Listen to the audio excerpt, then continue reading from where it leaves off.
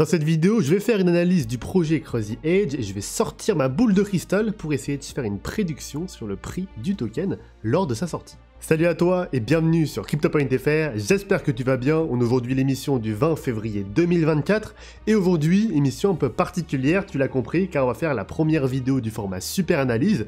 Qu'est-ce que c'est? C'est simplement une analyse complète en ayant un focus bien sûr sur un projet. Aujourd'hui c'est le projet Crazy Edge et on va se concentrer sur l'aspect token, sur l'aspect sortie du token. On va se poser cette question là, quand est-ce que va sortir le token et aussi quand est-ce que va sortir Arise, on va voir que les deux sont assez corrélés. On va aussi se demander le prix du token à sa sortie et on va aussi parler tokenomics parce que j'ai entendu parler que la tokenomics, la nouvelle notamment, a fait pas mal parler d'elle et donc on va essayer d'en parler aujourd'hui. On parlera pas du drama qui s'est passé le 18-19 février, je te mettrai une vidéo en description qui en parle assez bien, c'est pas vraiment le but de la vidéo d'aujourd'hui et on va donc pouvoir tout de suite commencer la vidéo. Je vais commencer par une présentation rapide du projet. Alors Crazy Edge, ça a été fondé par Samy et Richard. Aujourd'hui, c'est une team de plus de 100 personnes. Je vais pas te les présenter, je t'invite à les voir en description si ça t'intéresse.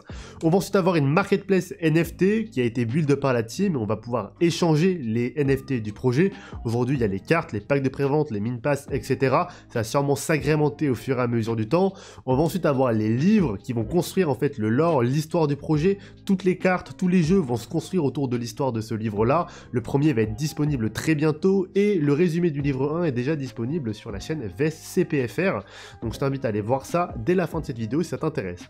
On va ensuite avoir les merch Crazy Edge et enfin les produits principaux qui sont les jeux. On a aujourd'hui le TCG qui est disponible, à bientôt Arise qui est le MOA et qui est censé du coup faire connaître le jeu au grand public, et ensuite le dernier jeu dont je vais pas parler aujourd'hui parce qu'on a très peu d'infos dessus. Le projet se construit aujourd'hui dans un écosystème un peu particulier qui est l'écosystème Gaming Web 3. C'est né avec l'émergence des NFT, des tokens, etc.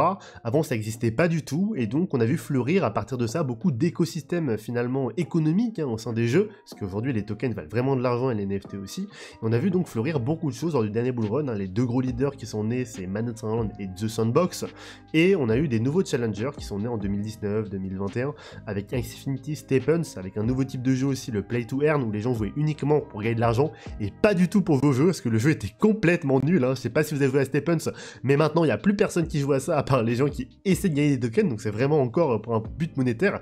Axie Infinity, les jetons, les NFT ont baissé de fou, et aujourd'hui il y a très peu de gens qui jouent au jeu, et on a plus récemment des jeux qui sont bien en fait finalement, qui sont nés. C'est marrant de dire ça, mais c'est vrai qu'à l'époque les jeux étaient vraiment nuls au niveau des cryptos, du Web3, et les jeux connaissent pas vraiment les jeux cryptos qui sont bien, alors qu'on a aujourd'hui Star Atlas, Illuvium, ou alors Big Time plus récent, je sais pas si tu connais, mais c'est un jeu qui est extrêmement prometteur pour moi.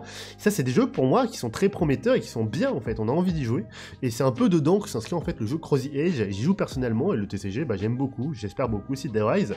Alors le Gaming Web 3 fera l'objet d'une vidéo dédiée sur cette chaîne YouTube, et c'est un sujet extrêmement important pour le prochain bull run, donc je t'invite à t'abonner à la chaîne, laisser un petit pouce bleu, un petit commentaire pour me dire ce que t'en penses, et surtout à activer la cloche de notification pour surtout pas louper cette vidéo là.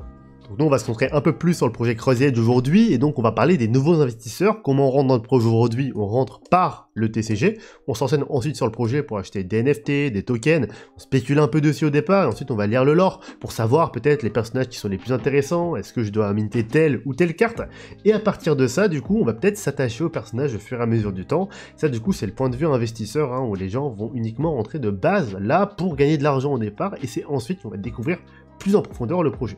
Et le but de Crazy Edge, c'est pas qu'on ait que des personnes comme ça, des investisseurs, mais c'est que plus tard, on ait plusieurs portes d'entrée en fait. Certes, on va avoir aussi les livres, les films, les jeux, et ça va être du coup les gens qui sont passionnés finalement, qui vont rentrer grâce aux livres, aux films et aux jeux. Et on va ensuite avoir les gens qui vont aussi découvrir le projet Crazy Edge dans le réel. On a par exemple avec ce projet écologique là, avec Crazy Edge qui est né au niveau de l'acquisition des landes qui va naître, des entreprises qui vont s'entraîner sur Crazy Edge en trouvant le modèle économique peut-être très bien. Et du coup, ils vont aussi là venir d'un point de vue plus investisseur pour venir spéculer un peu sur la valeur du token et la valeur des actifs du coup de ce projet-là. Parce qu'aujourd'hui, on a une économie au sein des jeux. Et à partir de ça, du coup, on va acheter des NFT, on va acheter des tokens pour venir pouvoir jouer, pour venir acheter son personnage préféré ou pour simplement venir spéculer à partir de ça. Et le but, je pense, de Crazy Edge déjà plus tard, c'est que les gens rentrent comme ça à l'intérieur du projet. Donc tu as dû le comprendre, Crossy Edge c'est un projet qui est là pour rester, vu la méthode d'acquisition de nouveaux investisseurs et donc de clients, c'est un projet qui va un peu ressembler finalement à Pokémon ou à Yu-Gi-Oh! On va créer des livres, on va créer des jeux, on va créer un attrait finalement autour du projet pour attirer les personnes, et c'est ça qui va faire monter la valeur du token, des NFT. Bien sûr, on va pouvoir spéculer ici à court terme sur la valeur des NFT et des assets, notamment lors du bull run, avec tous les crypto-monnaies qui montent, mais en tout cas si le projet perdure, c'est que le prix des assets, et notamment ceux de la saison 1, vont monter en valeur au fur et à mesure que le jeu va se faire connaître, s'il réussit à se faire connaître bien entendu. Et donc à partir de ça, on va se concentrer nous sur la tokenomics aujourd'hui, c'est un peu le sujet de la vidéo, de comprendre un peu comment on pourra spéculer sur le court terme. Et donc on va regarder d'abord l'ancienne tokenomics. Alors on avait 1 milliard de tokens, là tu as les images un peu qui te montrent l'ancienne distribution, je vais pas te la décrire ici, on va aller très rapidement sur la distribution pour parler un peu plus sur la spéculation des tokens par la suite. Donc la nouvelle tokenomics va ressembler à ça, on n'a plus que 500 millions de tokens, donc la supply a été divisée par 2, et on va donc essayer de comprendre comment ça se fait que cette supply a été divisée par 2, et surtout comment elle a été divisée, et qu'est-ce qui a changé réellement. Petite partie en off, j'ai vu que j'ai oublié de te faire la comparaison entre l'ancienne tokenomics et la nouvelle, et c'est important, donc je te la fais tout de suite. Au niveau de la team, rien à signaler, on a même un cap de token qui a été divisé par 2 ou plus. Pour la trésorerie, par exemple, on est passé de 250 millions à 100 millions, ça fait peur, j'espère qu'on n'aura pas de problème au niveau du projet. Au niveau des advisors, on est passé de 30 millions à 20 millions, par contre, c'est vrai qu'au niveau du vesting et du log des mois, on a baissé drastiquement, on est passé à 1 an de vesting, il y a 0 log de mois, donc ils vont pouvoir dump dès la sortie de 1,67 millions par mois. Après, il faut pas oublier que nous aussi, on a une capacité de dump qui est phénoménale. On a 2 millions de tokens supplémentaires, on est passé à 25 millions. Par contre, notre vesting a été diminué à 0. Donc là, on va pouvoir tout dump sur les gens, c'est terrible. C'est plutôt les public sales là qui devront se plaindre, pas nous. Après, la chose qui était le plus critiquée, c'était au niveau des investisseurs. Et là, c'est vrai que la seed et la private, donc ça n'a pas changé. Le cas de tokens, si on calcule, c'est exactement le même. Par contre, c'est vrai que leur vesting et leur lock ont diminué de plus que 2. C'est vrai qu'ils vont pouvoir peut-être dump plus tôt sur les gens. On a peut-être un lock qui est un peu trop faible ici. Par contre, c'est pas non plus choquant. Faut pas oublier non plus que, par exemple, on a des projets comme Celestia, où là, personne se plaint, alors que, 31 octobre 2024, 175 millions d'unlock. 1er novembre, 1 million, et 1 million par jour. Donc là, honnêtement, à côté, Crossy Edge, c'est des bons samaritains, j'ai envie de dire. Il faudra calculer, du coup, le rapport que ça fait TIA par rapport à Crossy Edge et tout, donc ça, je vous laisse faire le travail, je l'ai pas fait aujourd'hui, je vous avoue. Par contre, chose importante à noter, c'est qu'ils ont quand même calculé de sorte à ce que le vesting et le unlock des investisseurs, c'est pas en même temps que celui de la team. Donc là, c'est plutôt bien fait, j'ai envie de dire, parce que du coup, on va pas avoir une grosse quantité de unlock qui vont se faire chaque mois. Donc là, c'est le unlock par mois. Par contre, du coup, ça va être diffusé de telle manière à ce que ce soit à peu près égal à chaque fois. Donc ça, c'est plutôt pas mal, j'ai envie de dire. Maintenant que j'ai fait la partie sur la tokenomics, on va pouvoir reprendre la vidéo. Quand on continue, je te préviens juste, je suis pas totalement neutre sur le projet, j'ai moi-même des tokens, j'ai moi-même des NFT, c'est un jeu et un projet que j'aime beaucoup, donc je vais pas pouvoir être à 100% neutre comme d'habitude, même si je vais essayer de faire mon maximum pour aussi dire les points faibles finalement du projet, et ce que je trouve qui est moins bien ou ce qui est amélioré finalement dans tout ça. Est-ce que vraiment on va pouvoir monter to the moon, ou alors c'est un projet qui est voué à stagner lors du prochain bull run, et je vais essayer de répondre à tout ça. On va parler donc de TGE et Heureuse avant de parler finalement de la spéculation du token, parce que ça va beaucoup jouer en fait sur l'évolution finalement du prix du token.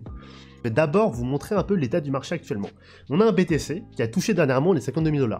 On a Ethereum qui a atteint les 3 000 $ aujourd'hui.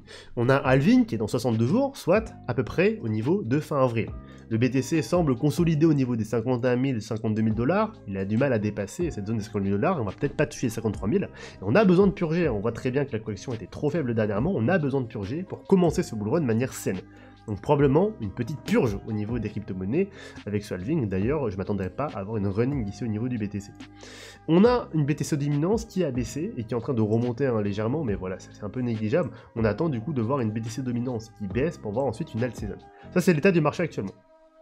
Est-ce que le token CTA doit sortir dans ces conditions? Je pense que la team de Crossy Edge attend en fait le moment propice pour sortir le token, pour qu'il y ait un maximum d'arguments autour du projet, ce qui semble logique.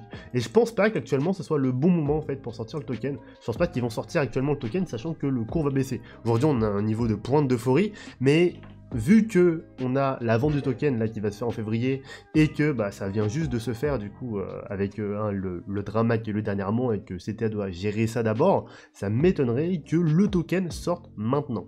Et donc je pense qu'on va attendre d'abord la fin du halving, hein, donc d'ici fin avril 2024 on a dit, donc potentiellement un token qui sortirait vers juin-juillet, avec Rise qui sortirait fin d'année 2024, token qui sortira avant, pourquoi? Parce que on va avoir des grosses fluctuations du prix à la sortie du token, et donc Rise qui doit profiter du coup du fait que le prix du token soit plus stable pour amener de nouvelles personnes qui se disent pas qu'on va en fait pump and dump au niveau de la sortie de Rise, et que c'est catastrophique parce que le token est sorti en même temps. Et d'ailleurs, faire les deux en même temps, c'est contre-productif pour le projet. Maintenant, au niveau du narrative gaming, si on regarde Mana Decentraland, on voit que on consolide maintenant depuis un certain temps, hein. Ça fait depuis mai 2022 qu'on consolide pour Mana, et on semble remonter, on semble prêt sur une rampe de lancement pour être prêt à monter très bientôt. Pareil pour du sandbox, on consolide, on remonte légèrement, on corrige, et peut-être qu'on va remonter très bientôt aussi. Donc le narratif va aussi pointer le bout de son nez. Peut-être d'ailleurs avant le halving, ça on ne sait pas. Par contre, je pense que Cross the Edge va sortir le token CTA lorsqu'on a la narrative gaming qui va arriver. Et là en fait c'est trop tôt parce que en fait tout est en train de consolider. On est encore sur une rampe de lancement, on n'a pas encore pété, donc il n'y a pas finalement d'euphorie en ce moment sur le milieu pro gaming. On voit de l'euphorie au niveau des Ethereum, on voit de l'euphorie au niveau des airdrops, au niveau des Layer 2, etc. Est-ce que vous avez vu pour l'instant de l'euphorie au niveau du gaming Web3, au niveau du marché? Pas moi en tout cas. En tout cas, c'est pas mon cas, et on voit même Illuvium là, qui est aussi un des leaders, hein, qui peine, on sent encore à monter, qui est au niveau des, je crois, 100 000 $ de market cap. C'est un peu catastrophique, d'ailleurs on va pouvoir le voir ici directement, dans la narrative gaming. On voit finalement que la capitalisation ici, pour le plus grand, c'est 4 milliards, on arrive très vite à 400 millions, 200 millions, voilà, c'est pas fou. Donc on n'a pas finalement encore de grosse hype au niveau de ce narratif là. Et donc, je pense que le token Cross the Edge sortira d'ici le mois de juin, je vous ai dit, et ensuite on aura RS qui sortira plus fin d'année 2024, novembre, décembre. Je vais maintenant essayer de faire une prédiction du prix du token CTA à la sortie à partir des informations que j'ai. Donc on a la nouvelle tokenomics, mais aussi l'information que la fully diluted value de 500 millions, alors ici c'est peut-être mal noté, de tokens, est égale à 125 millions de dollars. À partir de ça, on a jour 1, une circulating supply totale qui est de 59,58 millions de tokens, ça s'est calculé à partir de la nouvelle tokenomics. On a ensuite l'information qui est en bas, donc la fluidité de supply qui est de 500 millions de tokens, qui est égale à 125 millions de dollars. Et à partir de ça, on a une circulating supply value le jour 1 de la sortie de 14,9 millions de dollars. Donc c'est très peu, et ça voudrait dire que pour arriver à 1 euro le token, en fait, il faudrait qu'on arrive à peu près à cette somme-là de supply. Donc, c'est largement atteignable, et si jamais on atteint du coup 100 millions de market cap, comme finalement avec Illuvium par exemple, je crois que c'est même 200 millions Illuvium, on aurait du coup un token qui toucherait à peu près les 20 $. Donc c'est pas déconnant, sachant que le market cap serait extrêmement bas à la sortie.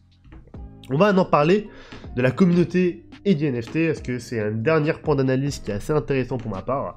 Et ça, on va l'analyser comme ceci. On a aujourd'hui 3 types de personnes qui sont dans le projet. Les investisseurs, les joueurs investisseurs et les joueurs purs, je les appelle comme ça. Et en fait, à l'avenir, je pense qu'on va avoir de moins en moins d'investisseurs pour avoir uniquement des joueurs investisseurs et des joueurs purs. Pourquoi? Parce qu'en fait, les joueurs investisseurs vont pouvoir financer les joueurs purs, que ce soit en assets, en NFT, en token aussi, si jamais les joueurs purs ont besoin de ça pour se faire drop, par exemple, des secrétaires, etc. Et au fur et à mesure de jouer, les joueurs purs vont vouloir avoir leur propre NFT, et donc pouvoir faire des tournois, et donc devenir aussi des joueurs investisseurs. Et ça va se répercuter sur le prix du coup des NFT au niveau du marché, avec une hausse des prix des cartes, notamment des saisons 1 qui vont peut-être plus tard servir à faire des alternatives combos, mais aussi avec le prix des packs de prévente, des mine pass, etc. avec une augmentation du coup des joueurs investisseurs et trop peu d'assets finalement pour ces joueurs. Voilà, c'est la fin de cette vidéo, j'espère qu'elle t'a plu, j'espère qu'elle t'a aidé à mieux comprendre un peu ce système de tokenomics et ce projet aussi Cross the Edge, si tu le découvres. Je t'invite à aller voir du coup mon compte secondaire VestCTA si jamais tu t'intéresses un peu au lore, on a bientôt le résumé du livre 1 qui va sortir, et donc je te souhaite une très bonne journée, une très bonne soirée, on se retrouve en fin de semaine pour une nouvelle vidéo sur CryptoPoint.fr, on analysera plus ici le cours du BTC, de l'Ethereum, etc. Parce que c'est vrai qu'il se passe beaucoup de choses en ce moment sur les marchés, et c'est extrêmement intéressant de voir tout ça. Donc je te souhaite une excellente soirée, et moi je te dis à bientôt sur CryptoPoint.fr.